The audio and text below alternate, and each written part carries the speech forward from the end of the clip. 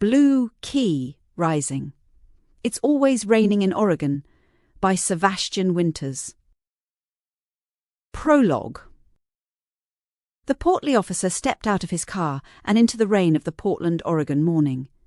He clicked a button on his key fob and heard a familiar click as the trunk lid of his cruiser popped open. He stepped around, reached for a once shiny but now well-used staple gun and a roll of what they called stay the fuck out tape, and then closed the trunk. He walked around to the front door of the cruiser, retrieved an envelope containing the condemnation notice, shut the door, and walked resolutely toward the dilapidated building that had once served as a bakery, then a convenience store, had sat empty for many years, and then, until this morning, was a food bank for local indigent and homeless people. The officer frowned. He knew that posting the notice would only make the situation worse. Within days or weeks, he or someone else in his unit would be called on to pull doped-out crackheads who didn't care about tape or condemnation notices out of this same place, but they wouldn't board it up until then. Cost analysis. Stupid bureaucrats, he muttered. May as well have just left it as a food bank. It would have been a lot less work. Still, though, the condemnation order had come, and the officer had a job to do. So as rain ran down his yellow slicker, some of it escaping and beading a trail to the back of his neck, as if in warning that he was not being one of the good guys, Officer Tom Grady dutifully stapled the required notices on the door and the window frame, strung the tape, placed the stapler and what was left of the tape roll into his trunk, closed the lid, opened the back door to his cruiser, did his best, unsuccessfully, to remove his rain slicker without soaking himself in the process, stowed it in the back seat of the car, closed the back door, opened the driver's side door, stepped inside, situated himself into the seat, closed the door, put the car in gear, and drove away. Half a block away, Maggie Stone, who until this moment had been the head of operations at the very same food bank, stood under an awning and watched the proceeding with fury. She looked down at her phone, at an article about something called Blue Key Democracy, and took a deep breath. "Fuck," she whispered, as she set her jaw and began to reread the long article, written by some schlep who called himself Sevastian Winters. Probably a fake name, she muttered. Maggie had read the article the week before, and it had been replaying in her head for days. The closure of the food bank, though, had made it suddenly seem relevant, important. She finished the article and dialed her closest friend. He answered on the third ring. "They did it," she breathed. "They fucking did it." She didn't have to explain. It had been a topic of conversation for weeks. Brad just sighed. No words. "Meet me at Denny's," she went on urgently. "We'll have some breakfast and talk. I want to run something by you," Brad agreed. Maggie clicked the button to end the call and dialed the next number. Blue Key Democracy had said 5. She had 4 more calls to make. Chapter 1. That afternoon. "What do you mean, we just do it?" Brad asked. "Just what I said," Maggie confirmed. "If there are enough of us, who's gonna stop us?" Brad, Mike, Sherry, Teresa, and Erin stared back at her incredulously from around the diner table. "So we're just going to take over an old building. Fix it up. Take what we need when we need it, and just feed, clothe, and help people. Just like that. No permits. No money? No permission?" asked Sherry. "They'll arrest us," Mike countered. The others murmured their agreement. "None of that matters," insisted Maggie. She pointed at the printed version of the article she had made up for each of them. "They can arrest us, but by the time they do, it will be too late. The mission will still go on." Maggie saw the light beginning to dawn on their faces, so she explained it again. "The government works for us, or at least they're supposed to, so they need our permission to stop us. Not the other way around. Their laws hurt people, so they don't apply to us anymore. The whole system is set up to make the rich richer and the poor poorer. They broke the social contract. So now it's our turn. So tell us again how we do this, chimed Teresa. I think you're crazy, but somehow maybe also a little bit genius. The others nodded. Maggie pointed to the article. It's all in here, and it starts with structure. I am your corporal. You are my privates. When you each recruit 5 people, I will become sergeant, and you will each be advanced to corporal. When your privates each recruit 5, they will be corporals, you will be sergeants, and I will be your lieutenant, then captain, then major, then colonel, and general, etc., so long as you 5 allow me to lead. Allow you? Asked Mike. Yeah, Maggie explained. That's the genius of Blue Key. If you guys all decide I'm screwing up, you can vote me out, and one of you moves up. What happens to you? I either leave, or I take demotion and replace the person who replaces me. I rejoin the unit as one of you. Leadership for only as long as allowed. The goal is nurture culture instead of cancel culture, so that means maybe I learn whatever lesson needs to be learned, and eventually gain a chance to lead again. It's great. Okay. So what do we have to do? Asked Sherry. I mean, it's not like we're a real army. We start with a plan, Maggie began. What do we want to do? What do we need? How do we get it? How many people do we need to execute the plan? Unlike protests, we decide what we are doing, we devise a plan. We assess our needs, we refine, we train, we execute, rinse and repeat. Within hours, the group had agreed on a plan. Their mission was to solve the homeless problem in Portland, Oregon. They decided they needed security, shelter, food, job training and medical services, especially mental health services. Brad, who had experience in security and a lot of friends in security, took on the role of security. Mike volunteered for shelter. He had some ideas. Teresa had been Maggie's deputy at the food bank, so she gladly took over food. Erin, a school guidance counsellor, took over job training, and Sherry, a nurse by trade, volunteered to be in charge of medical. Finally, the elephant in the room found a voice. Where are we going to get all the money for all of this? Asked Sherry. Maggie reached for her cup of black coffee and sat back in her chair. She paused and smiled. Have you guys ever seen Robin Hood? Chapter 2. 8 weeks later. Hey! Shouted Mike. We made the news again. Major Maggie Stone stepped into the tiny office where her unit was gathered around a screen. A strange robbery at a local Home Depot today leaves authorities baffled and a neighbourhood on high alert. This after a rash of similar incidents recently at local grocery stores and food warehouses. Our own Cagney O'Sullivan is live on the scene with the story. Maggie looked back over her shoulder at the huge haul of building supplies in the old warehouse and smiled. Mission accomplished. The idea to take over the abandoned warehouse had been Mike's. 200,000 square feet of yesteryear forgotten by time and abandoned by business. Boarded up still, the next phase of the mission would change all of that. For now, Maggie clapped a hand on Brad's back. Good job, Captain, she said. Earlier in the day, Brad and his lieutenants, advised by Erin's team, had led his battalion, 1/5 of the total forces, in a raid that had procured the necessary materials for the remodelling of the old warehouse. He had split his forces into 5 logistical teams, loading, unloading, transportation, procurement, and security. The plan had worked flawlessly.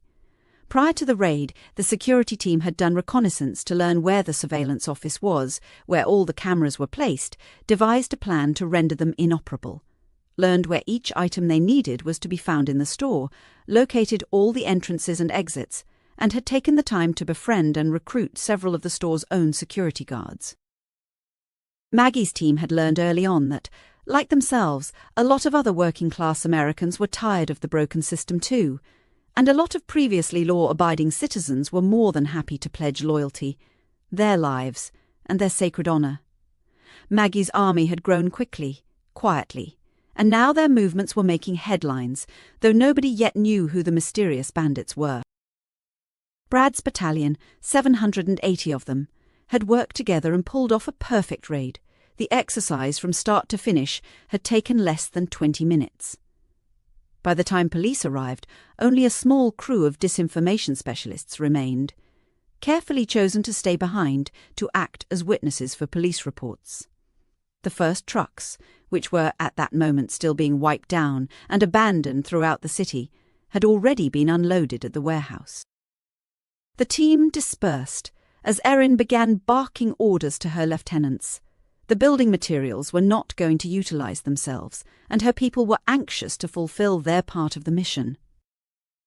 Maggie looked out at the bustling activity in the warehouse and took a deep breath. The police didn't know who was behind this yet, but a blow had been struck, and she knew they would be getting a less than friendly knock on the door soon. It was just a matter of time. Chapter 3. 10 days later. Officer Jake Riley sat in his patrol car, eating his pastrami and Swiss on rye, and tried not to eavesdrop, as his partner Brian argued with his ex-wife over who should pay for summer camp for their kids. He took a swig from his bottle of soda and reached for his clipboard. He checked off their last task and then looked to see what was next. An abandoned warehouse out in the Port District. Jake sighed. More than likely some homeless squatters or some junkies. He didn't know why the city didn't just tear down these old buildings. It's not like anyone was ever going to use them again. The property owners at most of these places had either vanished or else used the depreciation for tax shelters. Either way, Jake was tired of taking a look every time some neighbour or local business owner saw a shadow moving. He looked at his watch and nudged his partner. Brian turned his attention toward Jake. Jake pointed at the item on his clipboard before putting the car in gear and turning on his left signal. Brian nodded. Jake stepped on the gas pedal and pulled away from the curb. "You're gonna have to scream at me some more later," said Brian into his phone. "I have to go earn your support payment now." From Jake's seat, it didn't look like Brian had bothered to wait for an answer. He just clicked a button and ended the call. "Fucking bitch," Brian muttered. Jake laughed. "Trouble at home. I thought divorcing her was supposed to be the end of all that." Brian grunted. "Yeah, apparently that was wishful thinking, so we're heading out to the old Ferguson and Schmidt warehouse." Jake shrugged. "Yeah. Probably some homeless people or crackheads broke in or something. Same as always." He made a left on Elm Street and continued to drive. Across town, at that very warehouse, at that same moment, Colonel Maggie Stone walked through the facility while Major Erin Dempsey reported what was happening in the various newly built rooms. The smell of mould and dust had been replaced by the smell of fresh paint, new floors, and life. Somewhere to the left of her, a barber's clippers clattered. In several rooms were groups of people engaged in conversations behind doors with signs printed on them asking for quiet. Therapy groups were in session. An elderly woman sat in the waiting room of another office marked dentist. The smells of pizza and the clinking of dishes came from a nearby cafeteria. And in front of her loomed a bustling office marked medical services, where a team of nurses was busy triaging a large group of homeless patients. Sherry joined them. "I don't know how on earth you all did this in 10 days, Maggie gushed. "It was easy," said Erin, pulling out her well-worn copy of the Blue Key Democracy article. "Planning, structure, determination. We didn't start building a week ago. We started the day you gave me my job, that day back at Denny's." Sherry nodded. It was true. All 5 members of Maggie's team had started with precision planning and trained their recruits accordingly. Just like a real army, when the job was to do the job, instead of cutting through a sea of red tape and bureaucratic hold-ups, things moved pretty quickly. By now, a lot of their army was made up of the homeless themselves. "The bigger problem, Colonel," Erin pointed out, "is we're running out of room. We're gonna need more space, and we're gonna need it soon. I told Mike that very thing this morning. I can't believe no one has tried to shut us down yet." Sherry smiled. "Let 'em try," she challenged. "We're ready." Chapter 4. 15 minutes later. "What can I do for you, officers?" asked Maggie. "Well, ma'am," said Jake, "to be honest, I'm just trying to figure out what's happening here." He pointed to his clipboard. "According to our records, this building is abandoned." "Yes, it was," said Maggie. "Does it look abandoned now?" Jake and Brian shook their heads. "No, we're just..." "You're just what?" asked Maggie. "Ma'am, I'm sorry to ask this. We just have to be able to show our superiors that everything is okay here. Can I just get a look at your permits?" "My permits?" asked Maggie. "Yes, ma'am. We don't want to keep bothering you. We just have to be able to show our boss something, so they stop sending us out here for no reason. You get what I'm saying?" "Oh, for sure," Maggie agreed. A group of Brad's security officers began to gather on the perimeter. Maggie motioned to Brad, who then motioned to one of his deputies, who then motioned the men to stand down, but stay present. Maggie turned to one of the security men. "Will you go into my office and get these officers a copy of the US Constitution?" she directed. "There is a stack of them on the filing cabinet behind my desk." "Yes, ma'am," replied the young man. He returned a minute later and handed her the copy, which she then handed to Jake. "My permit is right there at the front," she said. Jake sucked in a deep breath and opened the pamphlet. The officers seemed confused, so Maggie explained. "See that part where it says, 'We the people'?" Maggie asked. "What about it?" asked Jake. "Well, that's our permission. The government is here on our authority, not the other way around. They need permits. We do not." He tried to hand her back the Constitution. She did not take it. "That's not how any of this works, ma'am. The state of Oregon has..." "Oh. Would you like a copy of the Oregon State Constitution as well, officer?" Jake shook his head. "No. I'm sorry, ma'am. That's not what I mean.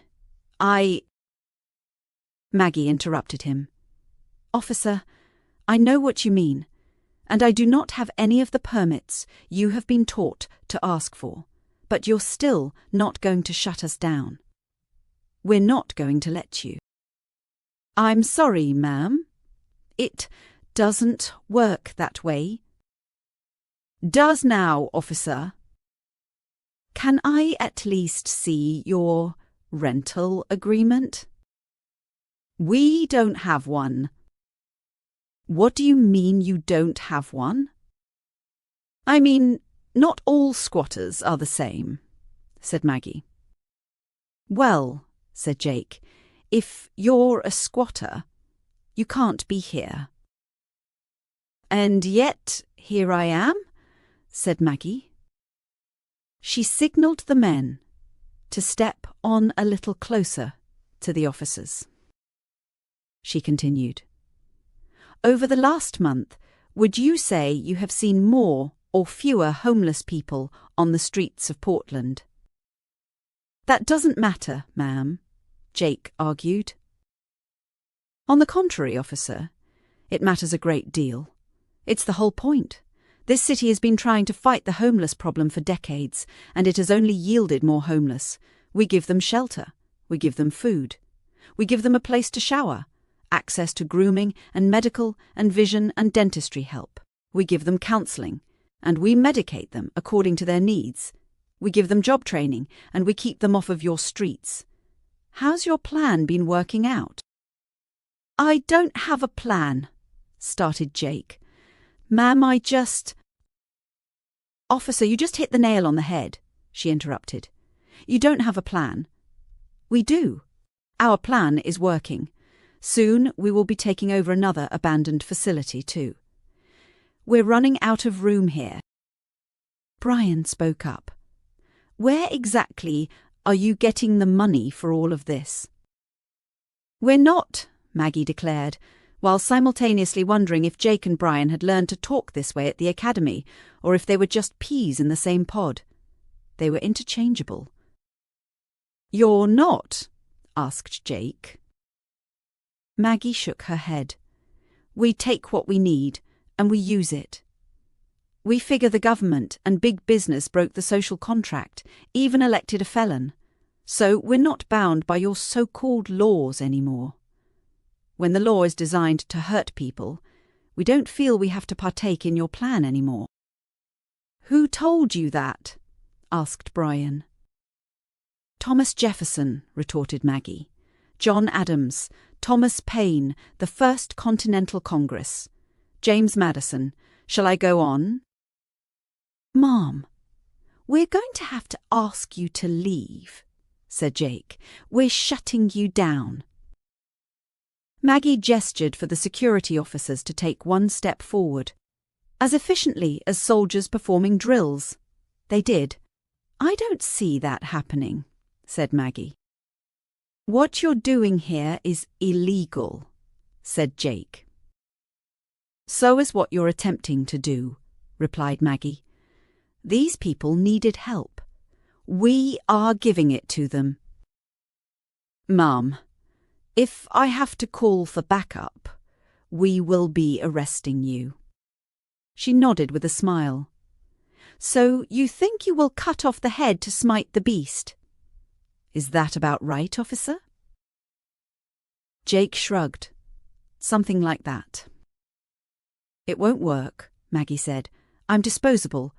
Before you even have me in the car, someone will already have taken my place.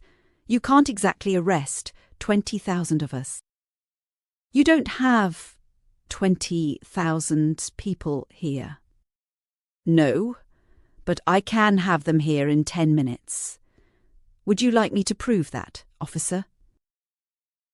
Jake looked around the room at what were now several dozen resolute faces before replying.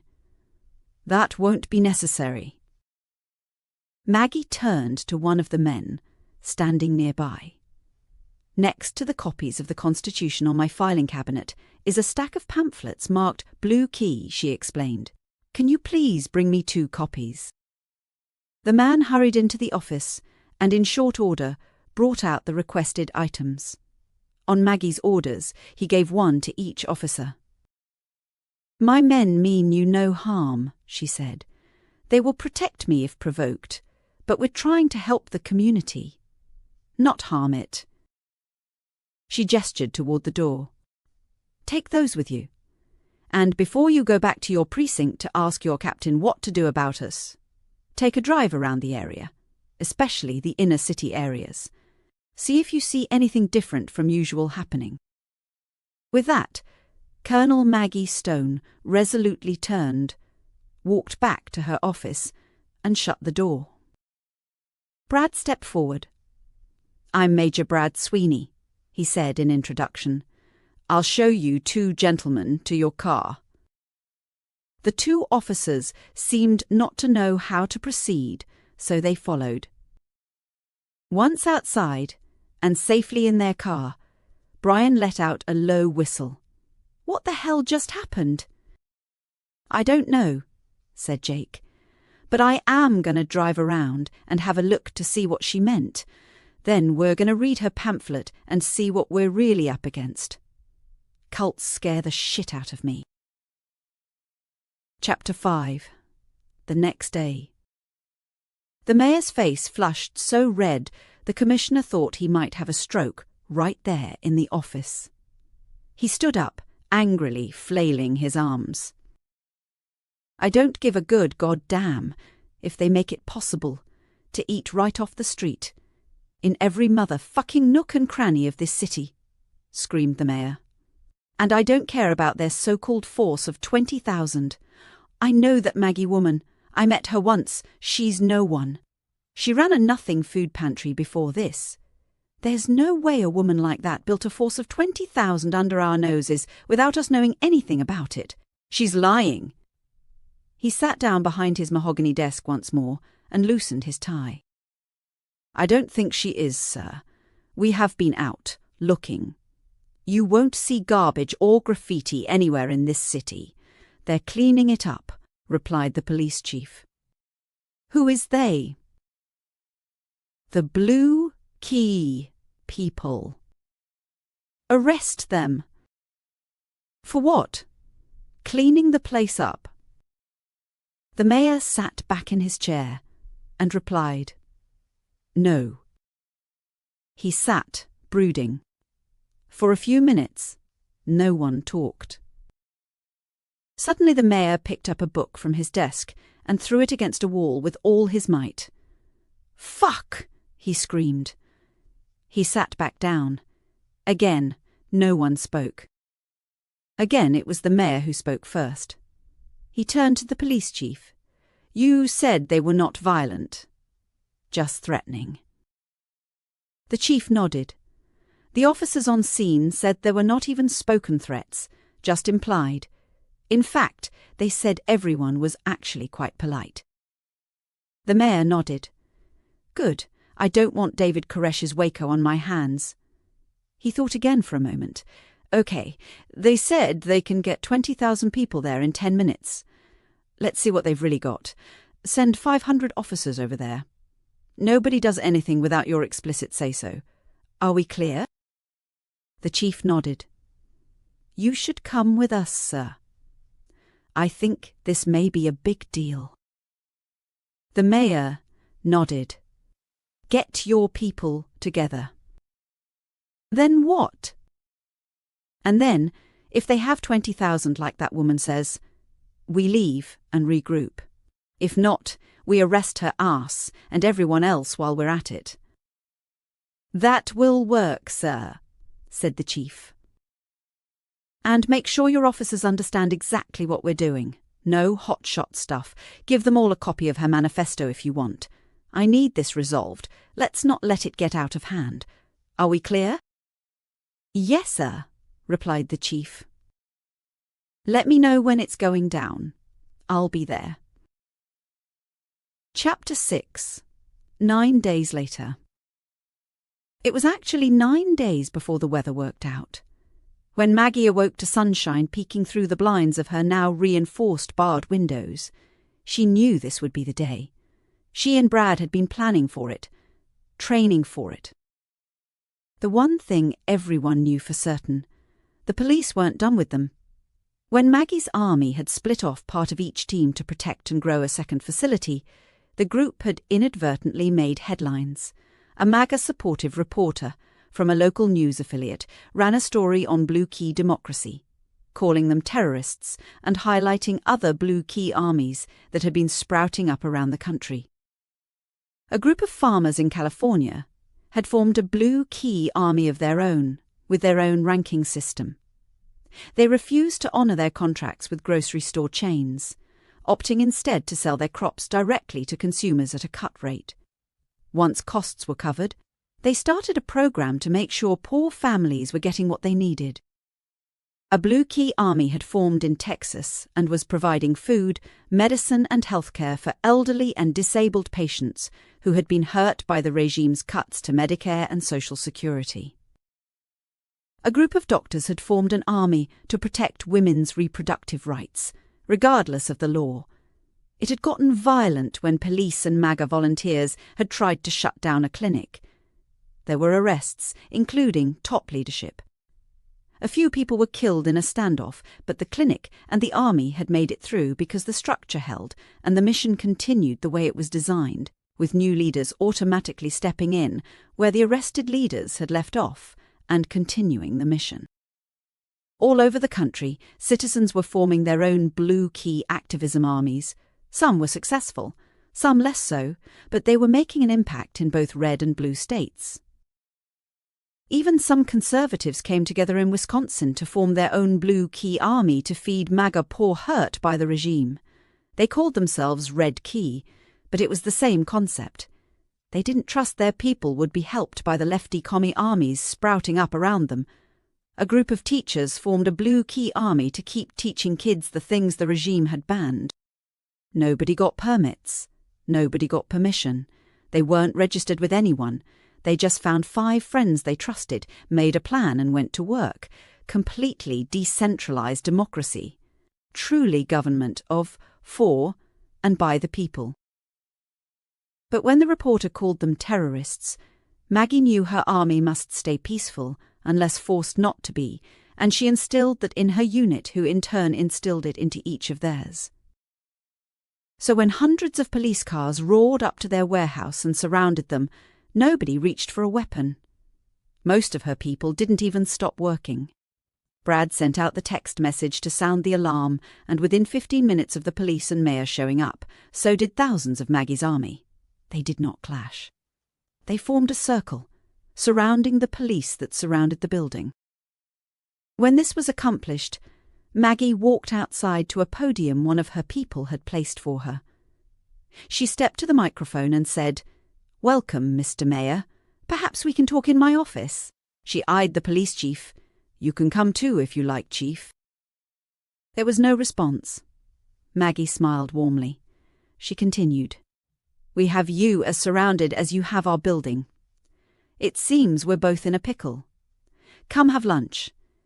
I asked the cook to make us something special, and I'll show you around the facility. I promise, it will all be just fine. You're safe here." The pair acquiesced. The crowd surrounding Maggie parted, and the mayor and police chief made their way through. The men remained stone-faced and silent while Maggie walked them through the facility, a hand-picked press pool in tow. Maggie didn't crave the spotlight, so had tried her best to keep their story out of the press, but she had been smart enough to enlist press of her own for this occasion. She knew this was the time. Her time to prove that blue key democracy was no danger to the country. Blue key democracy was saving it. Neither man said a word as she explained, room by room, what they were doing to eradicate homelessness in the city. And when the press pool had been dismissed, they sat down to eat. She implored the mayor to speak. "Mr. Mayor, I have been talking this whole time. Why don't you tell me what's on your mind?" The mayor looked at the large pile of rotisserie chicken, garlic mashed potatoes, carrots, corn on the cob, and other food presented. "I assume you didn't pay for any of that," he said. Maggie smiled. "People need to eat." The mayor huffed a half-laugh aloud and reached for a plate, which he then began to fill liberally. The police chief did the same. "You're a criminal," muttered the mayor, matter-of-factly. "So are you," said Maggie, with just as much conviction. The mayor let out an audible laugh. The chief spoke up.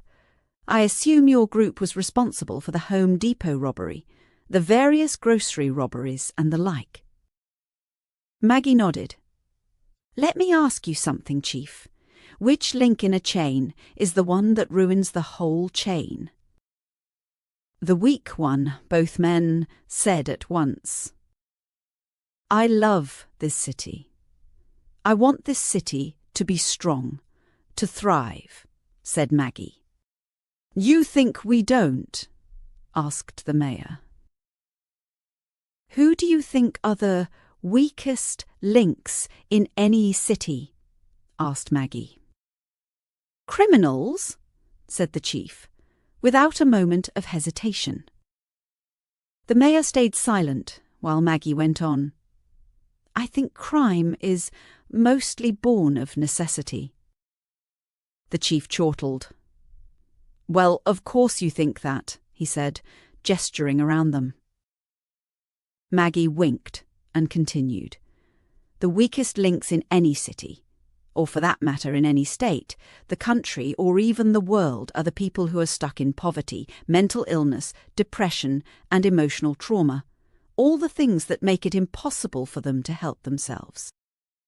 "What are you getting at?" asked the mayor. The government's job isn't to protect the home supply warehouse or grocery store. It's to protect people who need protection, who need help. People who would not now be functional if my Blue Key Army had not stepped in to do your job for you. "Government can't do all this," the mayor retorted. "Be reasonable." "Nonsense," said Maggie. "I did it, and I had nothing." "You stole it all." "And so your premise is that the government never steals?" asked Maggie. Neither man spoke. The room was completely silent, save the sound of Maggie enjoying a piece of chicken just a touch too loudly for such a formal occasion. Finally, the mayor spoke again. "You're going to have to stop stealing what you think you need. Then you're going to have to start getting me what I need," said Maggie. "Impossible," the mayor said at once. Maggie said nothing. The mayor stared her down. Maggie didn't blink. After a long pause, the mayor said, "All right, fine. But you people need to pay back what you stole." "That's not going to happen either, Mr. Mayor," said Maggie. Again they held each other's gaze, each stubbornly waiting for the other to blink. Again the mayor acquiesced. "You call me Mr. Mayor, like I have any power left here," he whined in frustration. "You do," Maggie said. "You have a lot more power than me. But these people, my army, I have their trust. I have some sway over what happens with the poor and the hungry in our city. But you still run this city." "Do I, though?" he asked wryly. Maggie smiled. "You do, Mr. Mayor," she replied softly. He held his hand out. She shook it. "You know," he said, "I hope you never decide to come for my job." "Well, do your job right, Mr. Mayor, and I won't have to," Maggie said with a wink as she led her guests back to the podium to announce they'd made a deal. Author's note. The preceding story was fiction, but it doesn't have to be. Blue Key Democracy can change your city, your state, your country, and even your world. Learn how it works at bluekeydemocracy.com. Then decide on your mission. Find your 5 and make the world you want to live in. They broke the social contract. We're in charge now, no matter who says otherwise. The find out phase starts now.